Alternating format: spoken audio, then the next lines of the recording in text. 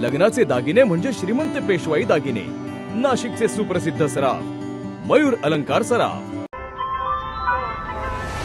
ताज्या बातम्यांसाठी नाशिक न्यूजच्या YouTube चॅनलला सबस्क्राईब करा आणि बेल आयकॉनला प्रेस करा।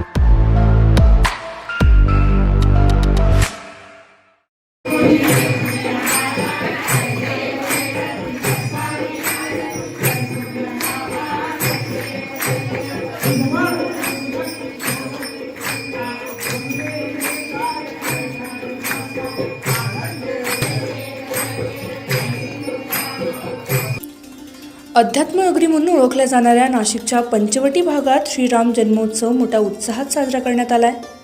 वाल्मिक नगर येथील श्रीराम मंदिरात विविध धार्मिक कार्यक्रमांनी भक्तिमय वातावरण झाले।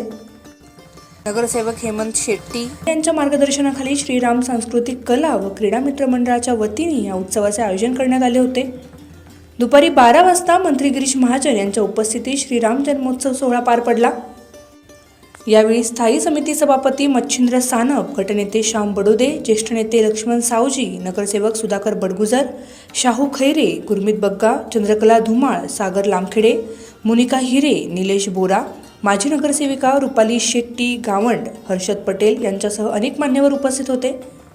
यावेळी नगरसेवक हेमंत शेट्टी आणि नगरसेविका सरिता सोनवणे यांच्या हस्ते महाआरती करण्यात आली। तसेच श्रीराम जन्मोत्सवानिमित्त गेल्या 15 वर्षांपासून सुरू असलेल्या क्रिकेट स्पर्धेच्या चषकाचे अनावरणही मंत्री गिरीश महाजन यांच्या हस्ते करण्यात आले।